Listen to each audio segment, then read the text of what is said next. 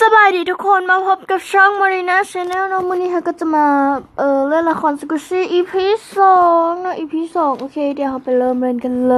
ย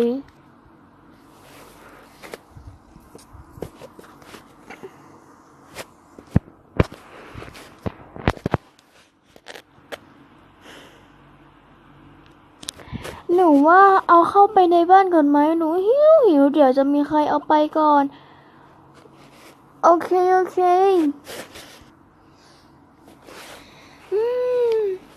อ้าว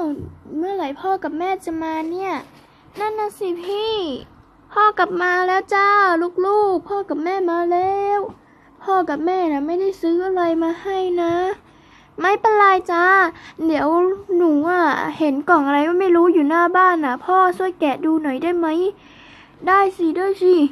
นี่แกะออกมาแล้วเป็นกล่องเหรียญจ้าลูกเหรอคะโอ้ยพวกหนูกลัวพวกหนูไม่ได้กลัวหรอกนะแต่พี่ปังปอนนะสิบอกว่าให้พ่อกับแม่กลับมาก่อนดีแล้วล่ะจ้าที่ให้พ่อกับแม่กลับมาก่อนแล้วค่อยเปิดนะไม่งั้นบางทีถ้ามันไม่ใช่กล่องเหรียญน่ะอาจจะเป็นอะไรก็ได้นะแล้วเนี่ยกล่องเหรียญใครเนี่ย